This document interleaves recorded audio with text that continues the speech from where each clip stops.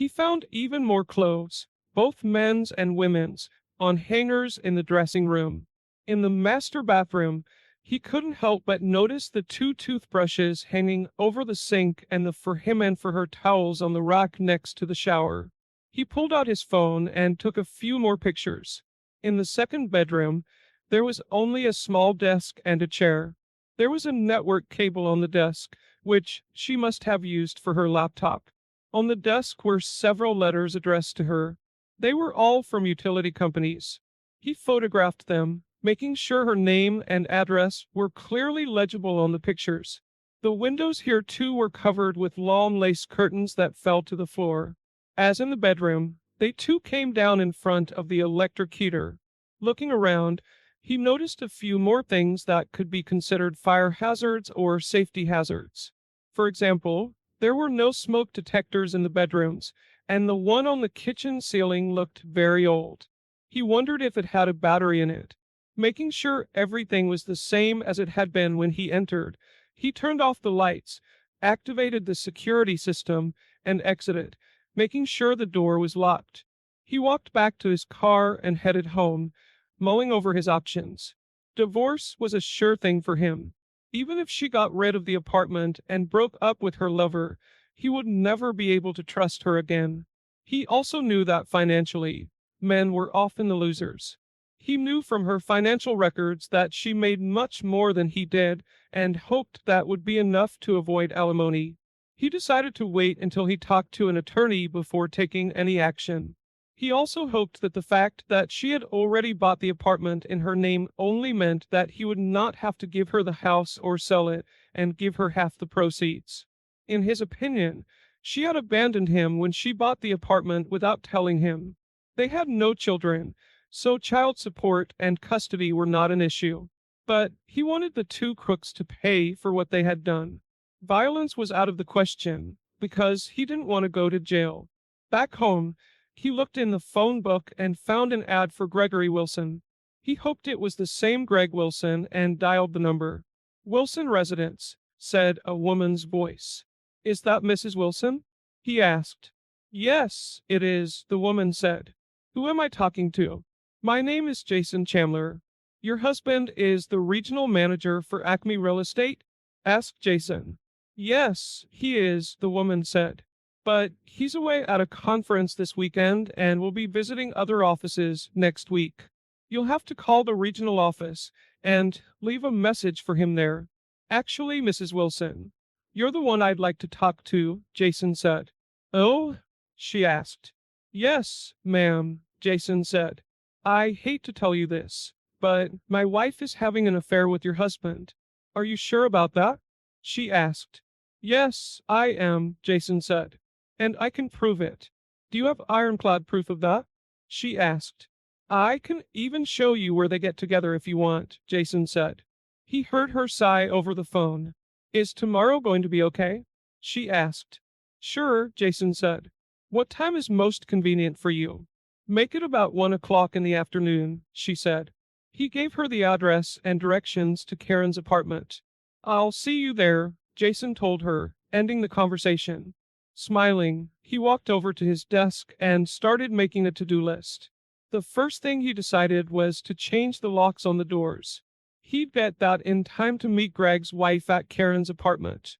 He thought about getting drunk that night, but put the idea out of his mind. Instead, he took a slice of cold pizza and ate it, thinking about all the options. When he was done with the pizza, he climbed the stairs and went to bed. The next day, he got up early and went to the local hardware store where he bought everything he needed to change the door locks. He also made another key for the apartment.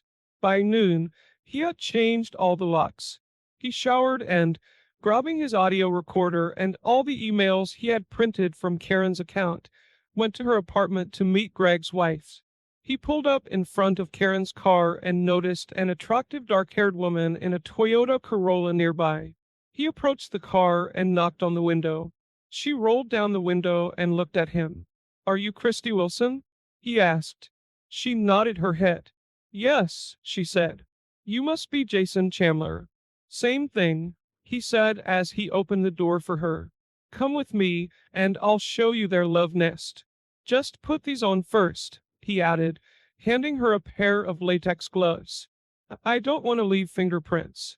Good idea, she said. They walked to her door, and Jason used the key he'd made to open it. He was glad it worked. Turning off the security alarm, they went inside. Jason showed her to her bedroom, opening drawers and a closet so she could see Greg's clothes. Oh my God, she said. I've been looking for these things for the last couple weeks. I was wondering where his clothes were disappearing to. Has your husband been wearing a Rolex watch lately? Asked Jason. She nodded her head. Yes, she said. He said it was a gift from management. Jason shook his head and pulled a card from Karen's nightstand. He opened it and showed it to her. She read the note and cried. Is that his handwriting? Asked Jason. Yes, she said, sobbing. That's not all, he said, pulling out the emails in the audio recorder. She read the emails, tears streaming down her cheeks. Then he turned on the audio recording from Friday. I'm sorry for all of this, he said, hugging her. He wanted to cry too, but he held back. It's not your fault, she said. I've suspected something like this for a long time, but I had no proof. After a while, she pulled herself together and looked at him. So, what are you going to do? She asked. I'm going to divorce her, he said. Are you? I'll throw that rat bastard out of the house as soon as I see him, she said. Suddenly, she stopped crying and looked at him. I have an idea, she said. What is it? He asked. They want to live here together. Why don't we help them? She asked. What do you mean? He asked. I mean, why don't we pack their things and bring them in here? She replied. Jason thought for a moment and smiled at her. I like the idea, he said. But we'd better hurry. They'll be back in a day or two. She shook her head. Greg said he'd be gone for a week after the convention, she said. I'll bet you anything she'll find an excuse to leave too. Jason suddenly remembered the recorded conversation. Karen had specifically asked him if he had everything ready for next week, but she hadn't specified what they had planned. Shit, he said. I guess you're right. Still, I want her shit out of my house as soon as possible. I agree, she said. Meet me back here in, say, 3 hours? Works for me, he said. I'm just going to throw her shit in the trash bags, so I think I can do that and be back here in 3 hours. See you later, then, she said, standing up. Jason looked at her intently. She was shorter than Karen, and her slender figure was complemented by her cuteness. He thought Greg was a damn idiot for cheating on this woman. They drove out of the condo and arrived about 3 hours later, their cars loaded with bags of the couple's belongings. They carried the bags into the condo and tossed them into the nearly empty second bedroom, not caring if anything would break. They knew it would take the two cheating spouses several hours to sort through everything. I don't know about you, but I didn't take much care of his things, she said. He laughed. Me, too, Jason said. They laughed and did a high five. He looked at her. I don't know about you, but I'm hungry, he said. Me, too, she said. I could use a nice juicy hamburger. A big fat cheeseburger sounds pretty good to me, too, he said. I know just the right place. Would you like to join me? My treat. Drive, she said. He drove toward the bar he and Ron liked to visit, and she followed him. After they parked, Christy looked up at the front of the building. A bar? She asked. Trust me, he said. They make the best burgers here. You'll love it. Okay, she said. I hope you're not going to pour me alcohol and take advantage of me. He laughed. As tempting as it sounds, I wouldn't do that to you, he said.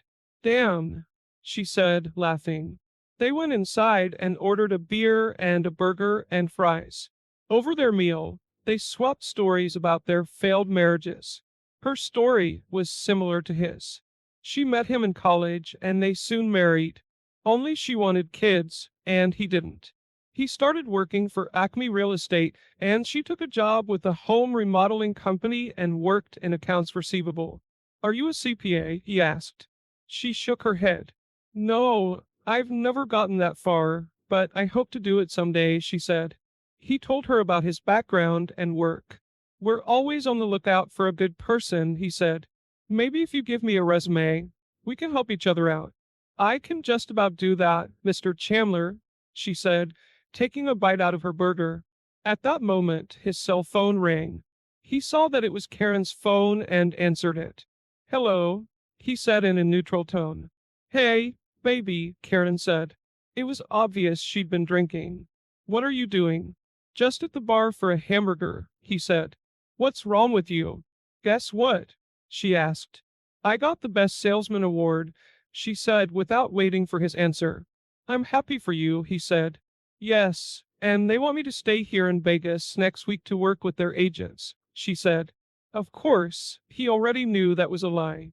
Isn't that wonderful? There's talk that I might be promoted to manager soon. No doubt on her back, he thought to himself. That's wonderful, he said. What about our anniversary? It's coming up this Wednesday. I know, she said. And I'm sorry about that. Maybe we can celebrate next weekend. Don't worry, he said. I know your work is important to you, and I wouldn't want you to miss out on a big sale. What does that mean? She asked. Nothing, he said. It's just that 10 years of marriage can only be celebrated once, but I realize how much your work means to you. Don't worry about it. Yes, my work is important to me, but I thought you might be happy for me, she said. I'm very happy, he told her. Go work with your agents. Don't worry about me. I love you, she said. Good, he told her. Me too. Bye. With those words, he ended the conversation and looked at Christy. So that's it, he told her. She shook her head. She really chose Greg over your anniversary, Christy said, putting her hand on his. He almost cried. A man he barely met was more concerned about him than his own wife. What a bitch. I'm sorry. Thanks, he said, trying to smile. He pulled out Jerry's card and dialed his private number. Jerry, he said when the older man answered, Jason Chandler here. I just talked to Karen, and she said she'll be in Vegas for another week. And I take it you don't believe her? Asked Jerry. Not for a minute, Jason said. I was just working on your report, but I can have my guys watch them and see what they do, he said. We can move on. I heard the conference ended a couple hours ago, and they're having a lot of fun right now. Almost everyone will be going home tomorrow. By the way, your wife and her lover spent the night together last night. I have a video I think you might be interested in. I'll email it to you if you'd like. It will all be in my report. That would be great, Jerry, Jason said. Thanks. He ended the conversation and looked at Christy. Well, tomorrow we'll find out what's really going on, he said. These two lovebirds spent the night together. My private investigator is going to email me some video footage. Would you like to watch it with me? Not really, she said. But I feel like I should. He nodded his head understandingly. Well, let's go to my house then, he said, standing up. After Jason paid for his food, they left the bar and headed to his house. By the time they got to his house and settled into his office, a video had arrived on his email. Would you like something to drink before we watch this? He asked. Sure, she said. Coca-Cola if you have it. I'll get one Coke now, he said and went to the kitchen. He came back with 2 cold Cokes and handed one to her. He turned on a video and they watched Karen and Greg having various types of sex. Both Christy and Jason held back tears as they watched their spouses having fun with each other. Even more devastating was the pillow talk that followed. What do you think our spouses are doing now? Karen asked. If I know Christy, she's probably watching one of her boring movies, Greg said. Or reading one of her stupid books. Yeah, I know what you mean, she said. I think Jason's probably playing with another one of his stupid spreadsheets or looking at stock reports, Greg grinned. You'd think he was saving the world or something. Christ, his dad's company sells tires for crying out loud. What the hell's so damn important about that? So, have you figured out what you're going to say to that asshole after the awards banquet tomorrow? Asked Greg. Yeah, she said. I'll just tell him I was asked to stay in Vegas for a week to fill in for the local reps. He'll believe it. Hell, he'll believe anything I tell him. I could tell him the moon is made of green cheese and he'd agree. And by the time he figures it out, we'll be on a beach in Hawaii, he said. I can't wait to see you in that new sling bikini you bought. Christy went into a frenzy. Hawaii? She screamed. That bastard's taking some whore to Hawaii. I'm going to rip his balls off. She looked at Jason. I apologize for calling your wife a whore. You shouldn't, he said. I would have called her the same thing. They went back to the video. So, Greg continued. What about your anniversary? Are you just going to skip it? Hawaii seems much more interesting to me than a night at a steakhouse, she said. I promise to make it up to him. Maybe I will. Maybe I won't. Greg looked at her. You're cold, you know that? He asked. She shrugged. This is only our 10th anniversary, she said.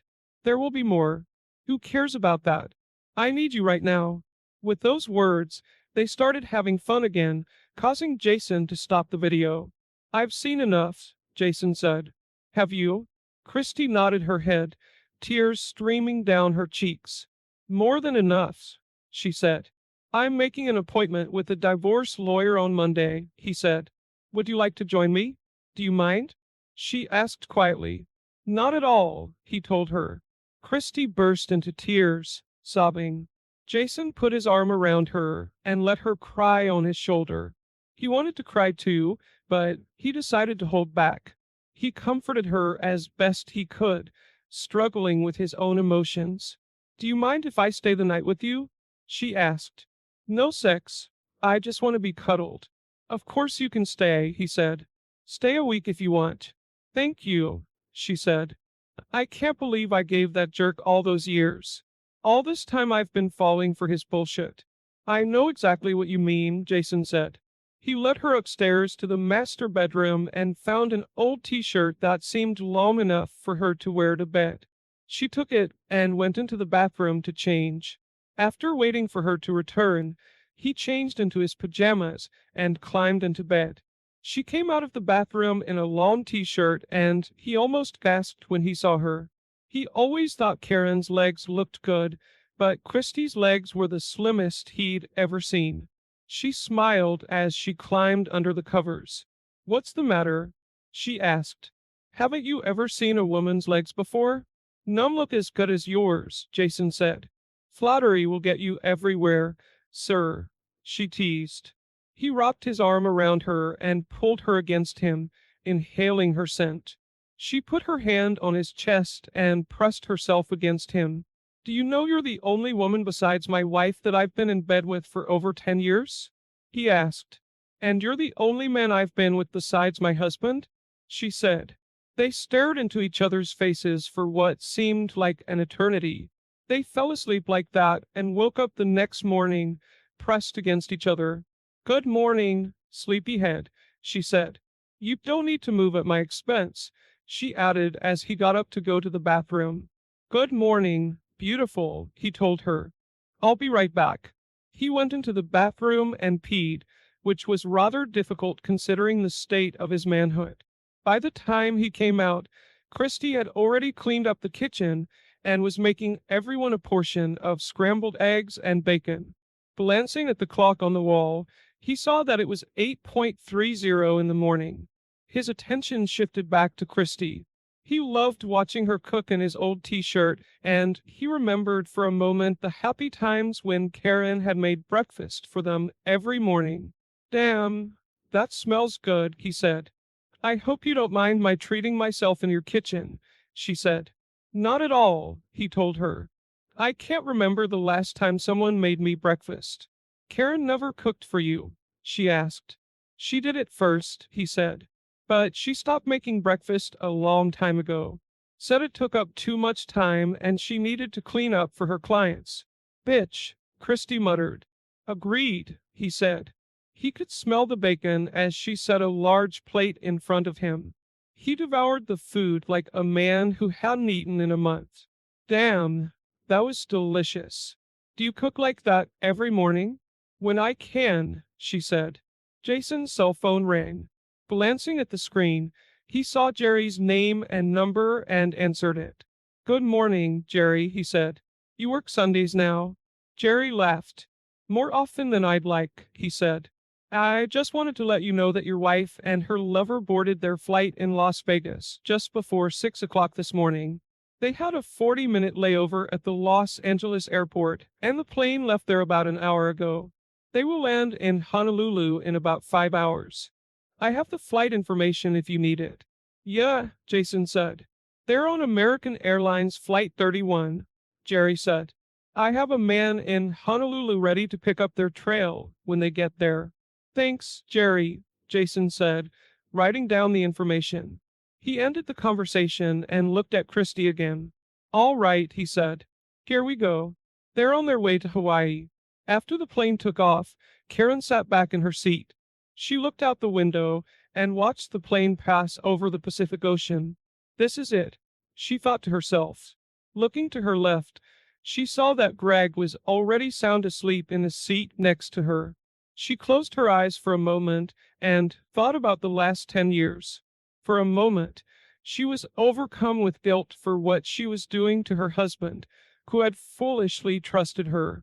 In the back of her mind, she realized that this was just the latest in a string of bad decisions on her part.